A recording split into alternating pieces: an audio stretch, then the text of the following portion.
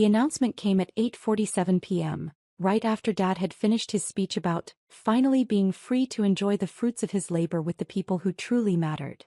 I was standing by the kitchen island, helping myself to the catered spread that had cost more than most people's monthly rent, when my stepmother Diane's voice cut through the party chatter like a knife. "Everyone, can I have your attention for just a moment?" The conversations died down. About 40 people, Dad's colleagues, neighbors, Diane's friends, my half-siblings and their families, all turned toward the living room where she stood next to the massive stone fireplace, her champagne glass raised like a weapon. As we celebrate Robert's retirement and look forward to this new chapter of our lives, there's something we need to address. I felt a familiar knot forming in my stomach. In the 6 years since Dad had married Diane, she'd perfected the art of public humiliation disguised as family concern. Some of you may have noticed that we have a situation living in our home that really doesn't fit with where we are in life now. She looked directly at me, her smile sharp as broken glass. My stepdaughter Jessica has been living here for the past year, despite being 28 years old. She claims she's working on some kind of business venture, but frankly, we haven't seen any evidence of success. A few people in the crowd shifted uncomfortably. I recognized some of Dad's former co-workers, people who'd known me since I was a teenager, people who looked genuinely surprised by Diane's public attack. But I also saw the nodding heads of Diane's inner circle, her sister Patricia, her book club friends, my half-brother Marcus and his wife. People who had spent months listening to Diane's complaints about her freeloader stepdaughter. So tonight, as we celebrate new beginnings, I think it's time for Jessica to pack her things and find somewhere more appropriate for her lifestyle. The room was completely silent. I could feel 40 pairs of eyes on me, waiting to see how I would respond to being publicly evicted from my childhood home. "This house isn't for failures like you," Diane continued, her voice dripping with false sympathy. "It's time for you to learn to stand on your own 2 feet." I looked around the room at the faces of people I'd known for years. Some looked embarrassed. Others looked curious. A few looked pleased, as if they'd been waiting for this moment. Then I looked at my father. Dad was standing next to Diane, his arm around her waist, his expression neutral. Not supportive of her announcement, but not opposing it either. Just accepting it like he accepted everything else about his new life. The man who had once told me I could be anything I wanted to be was now standing silently while his wife called me a failure in front of 40 people. "I understand," I said quietly. Diane looked surprised. She'd clearly expected tears or anger, or some kind of dramatic scene that would justify her actions to the crowd. "You understand?" "I understand perfectly." I set down my champagne glass and walked toward the front door. "I'll get my things tomorrow." "Jessica, wait." Dad finally spoke, but I was already opening the door. "Enjoy your retirement party," I said, and stepped out into the cool October evening. As the door closed behind me, I could hear the party resuming, voices rising again, laughter returning, the celebration of Dad's retirement continuing without the family failure who had been graciously removed from the premises. I sat in my car for a few minutes looking at the house I'd grown up in.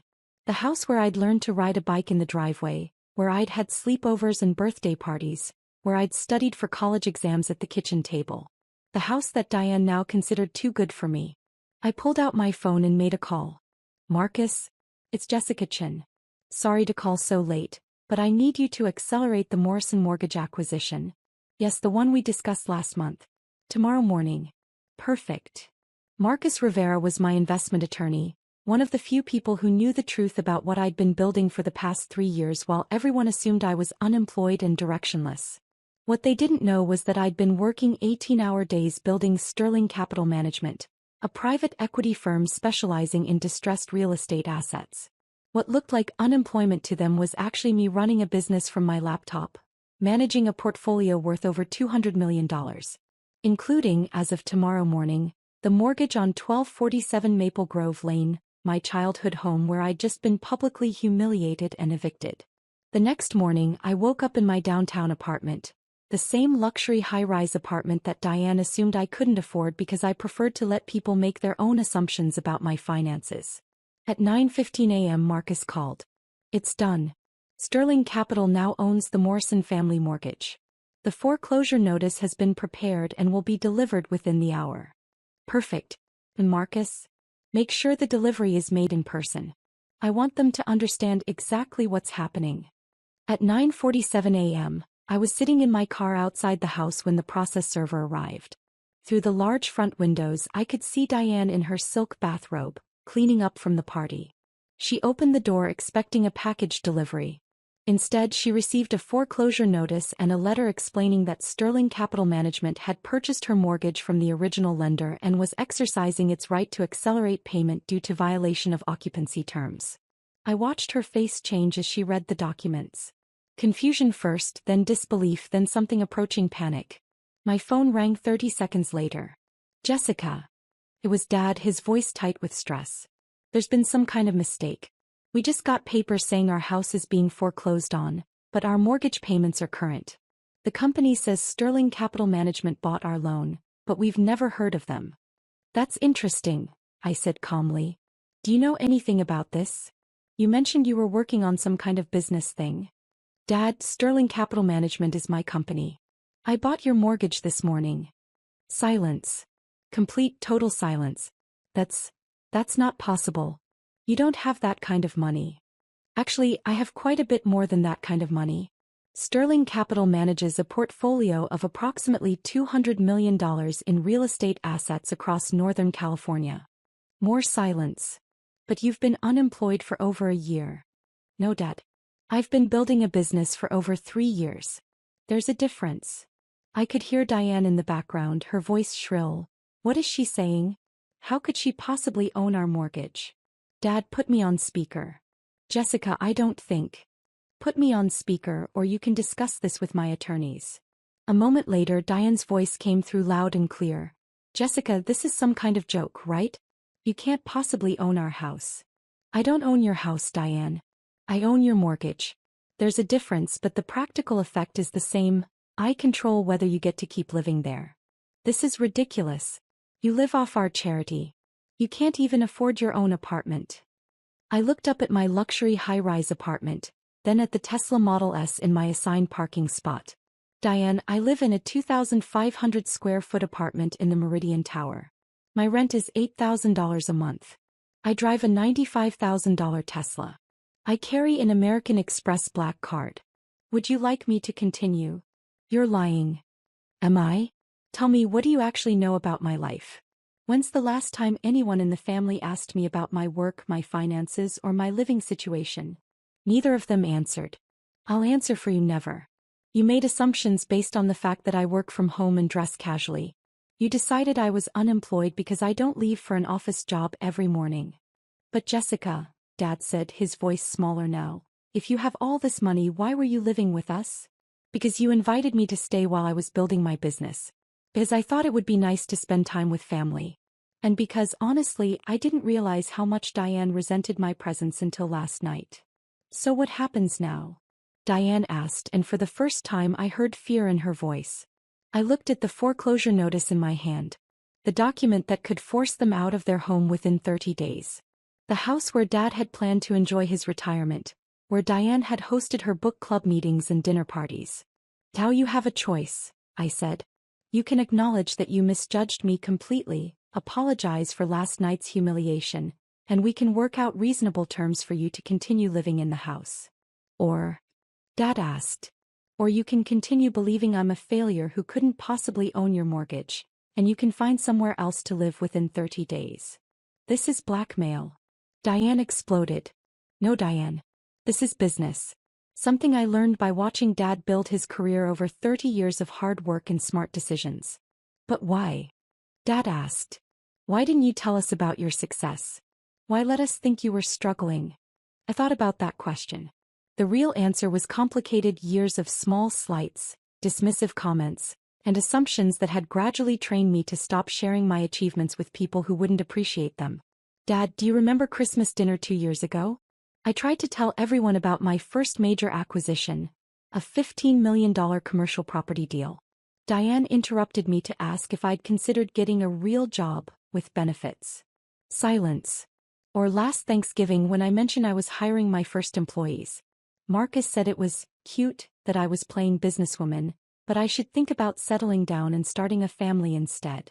We were trying to help, Diane said weakly. No, you were trying to make me fit into your idea of what my life should look like.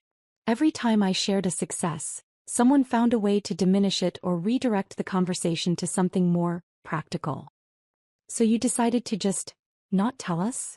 I decided to focus on building something meaningful rather than constantly justifying my choices to people who had already decided I was making mistakes.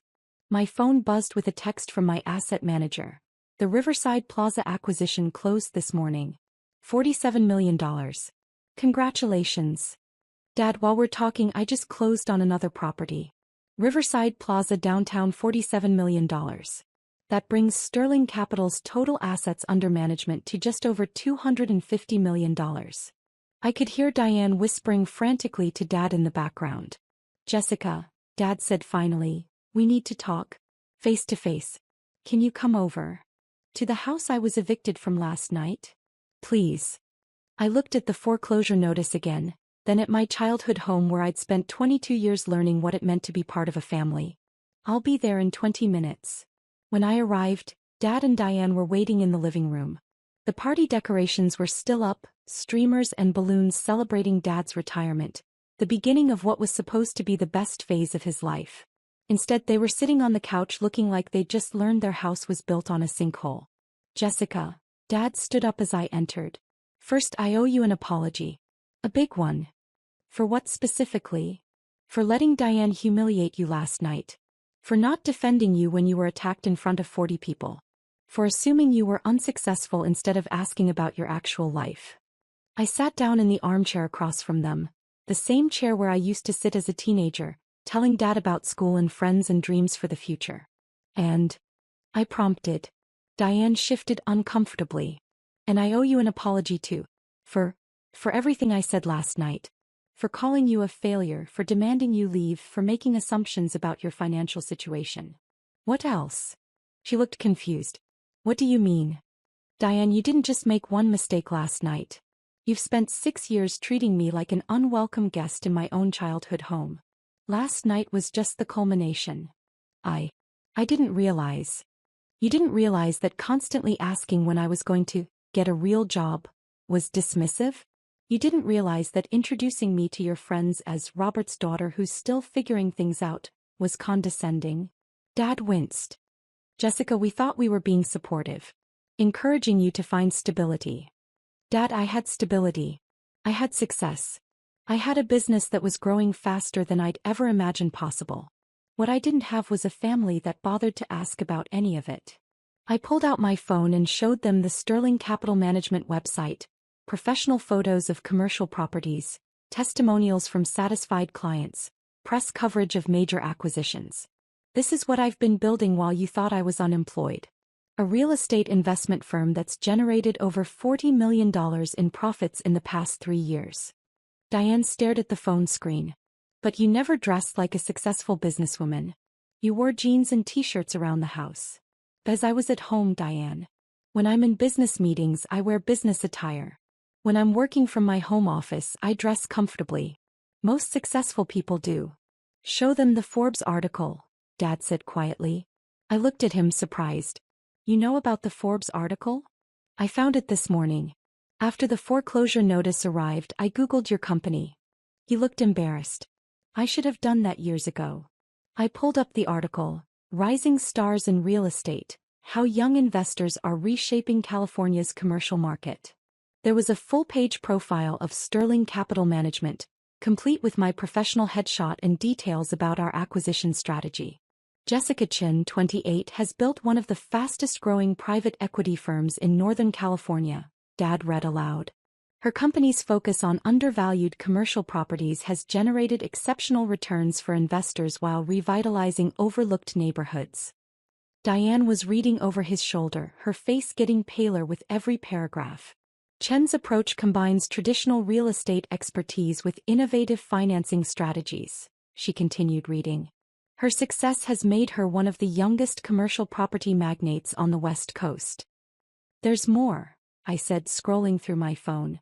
Wall Street Journal piece last month about women in private equity. San Francisco Business Times cover story about young entrepreneurs. 3 speaking engagements at real estate investment conferences next quarter. The room was completely quiet except for the ticking of the grandfather clock Dad had bought to celebrate his first promotion 20 years ago. "So what happens now?" Dad asked finally. "That depends on you. What do you want from us?" I thought about that question. What did I want from the people who had spent years dismissing my dreams and culminated by publicly humiliating me? "I want you to see me for who I actually am, not who you assumed I should be. I want you to understand that success comes in many different forms, and just because someone's path doesn't look like yours doesn't mean they're failing." "We can do that," Diane said quickly. "Can you? Because this isn't just about acknowledging that I'm wealthy, Diane. This is about fundamentally changing how you think about me and my choices." "I understand. Do you?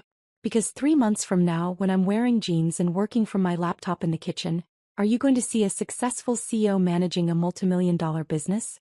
Or are you going to see the same failure you wanted to evict last night?" She was quiet for a long moment. I don't know. But I want to try." Dad leaned forward. "Jessica, can you forgive us? Can we start over?" I looked around the living room where I'd grown up, at the family photos on the mantel, the piano where I'd practiced for school recitals, the window seat where I'd read hundreds of books while dreaming about my future. "I can forgive you," I said finally. "But I can't forget how quickly you were willing to throw me out when you thought I wasn't successful enough to deserve a place in the family. What does that mean for us going forward?" "It means our relationship is going to be different. I'm not the struggling daughter who needs your guidance anymore. I'm a successful businesswoman who owns your mortgage and controls whether you get to keep living in this house." The power dynamic in the room had shifted completely. 6 hours ago I was the failure being evicted. Now I was the person deciding whether they got to stay. "So what are your terms?" Dad asked. "First, you get to stay in the house. I'll restructure the mortgage with reasonable payments and terms. This is your home and I want you to enjoy your retirement here." Relief flooded both their faces. "Second, no more assumptions about my life or my work. If you want to know how I'm doing, ask me directly instead of making judgments based on surface appearances." "Agreed," Diane said immediately. "Third, if you ever again publicly humiliate me or treat me like a charity case, our business relationship becomes strictly professional. You'll deal with my attorneys and property managers, not with me." "That's fair," Dad nodded. I stood up and walked to the window, looking out at the neighborhood where I'd grown up. In the distance I could see the downtown skyline where 3 of my properties rose above the city like monuments to everything I'd built while they thought I was failing. "There's one more thing." "What's that?" "I want you to understand that I didn't buy your mortgage to control you or get revenge. I bought it because Sterling Capital specializes in acquiring undervalued real estate assets, and your property fit our investment criteria. So this was just business?" "It started as business. But when I realized it was your mortgage, I saw an opportunity to teach you something important." "What's that?" I turned back to face them. "That assumptions about success can blind you to the actual achievements happening right in front of you. You spent 3 years watching me build a multimillion-dollar business and saw failure because it didn't look like what you expected success to look like." Dad nodded slowly. "We made a terrible mistake." "Yes, you did. But mistakes can be learning opportunities if you're willing to change." My phone rang. Marcus Rivera calling with updates on 2 new acquisitions we were finalizing. "I have to take this," I said. "It's my attorney calling about a $23 million property deal we're closing today." As I answered the phone, I watched Dad and Diane's faces change again. They were finally beginning to understand that their failure stepdaughter was actually running a sophisticated business operation that generated more income in a month than most people earned in a year. "Marcus, good morning." "Yes, the Riverside deal closed successfully. Move forward with the Harbor Point acquisition. Schedule the due diligence for next week. I'll review the contracts tonight." When I hung up, Dad was staring at me with something approaching awe. "You really do own a multimillion-dollar company." "I really do. And you built it while we thought you were unemployed." "I built it despite the fact that you thought I was unemployed. There's a difference." Diane looked genuinely shaken. "Jessica, I feel terrible about everything I said. Not just last night but for years. All those comments about getting a real job, about settling down, about being practical. Those comments taught me something valuable, Diane. They taught me that external validation isn't necessary for success. I learned to measure my achievements by results, not by other people's approval." Can you teach us? Dad asked quietly. Teach you what? How to see success differently. How to recognize achievement even when it doesn't look conventional. How to be the kind of family that supports dreams instead of dismissing them. I looked at the foreclosure notice still sitting on the coffee table, the document that had changed everything in the span of one morning. I can teach you that, I said. But it starts with curiosity instead of assumptions. Next time someone in the family is pursuing an unconventional path, try asking questions about their work instead of offering advice about what they should be doing instead. We can do that, Diane said. Good. Because Marcus is getting married next month and he's bringing his boyfriend. Are you going to ask them about their wedding plans and their life together, or are you going to make assumptions about what their relationship should look like? Dad looked surprised. Marcus has a boyfriend? Marcus has been with David for 3 years. They're getting married in Napa Valley next month. But since no one ever asks Marcus about his personal life, you probably didn't know that. Why doesn't Marcus talk about his relationship? For the same reason I stopped talking about my business. Because he learned that this family has strong opinions about what people's lives should look like, and it's easier to keep private than to constantly defend his choices. The room was quiet again as they processed this information. We've been terrible family members, Diane said finally. You've been judgmental family members. But you can choose to be different going forward. My phone buzzed with a text from my property manager. The Harbor Point inspection is complete. Everything looks good for closing next week. I showed them the message. Harbor Point Marina, $31 million waterfront development project. If everything goes according to plan, it'll be the largest single acquisition in Sterling Capital's history. What will you do with it? Dad asked. Convert it into affordable housing for teachers, firefighters, and other essential workers. The city needs more housing for people who serve the community but can't afford market-rate apartments. That's really meaningful work. That's the point, Dad. Success isn't just about making money. It's about using resources to create positive change in the world. I picked up the foreclosure notice and tore it in half. Consider this officially cancelled. I'll have my lawyer draw up a new mortgage agreement with terms that work for your retirement budget. Jessica, thank you. For everything. For giving us another chance, for teaching us to be better. Don't thank me yet, Dad. Thank me in a year when you've proven that you can see family members for who they really are instead of who you think they should be. As I left the house that afternoon, I reflected on the events of the past 18 hours. I'd gone from being publicly humiliated as a family failure to revealing myself as a multi-million-dollar business owner who literally controlled whether my family got to keep their home. But the most important change wasn't financial. It was the shift from being dismissed to being respected, from having my dreams questioned to having my achievements recognized. That evening, I sat in my downtown apartment, looking out at the city skyline where my properties dotted the landscape like proof of everything I'd built while others assumed I was building nothing. My phone rang. It was Marcus, my half-brother, not my attorney. Jessica? I heard about what happened last night. And this morning. Are you okay? I'm fine, Marcus. But I'm curious, how did you hear about it? Dad called me. He told me about the foreclosure notice, about your company, about everything. He sounded shaken. And what do you think about it? I think I owe you an apology. A big one. I've been just as dismissive as everyone else. Just as willing to assume you were failing instead of asking about your actual life. Yes, you have. Can we talk? Really talk?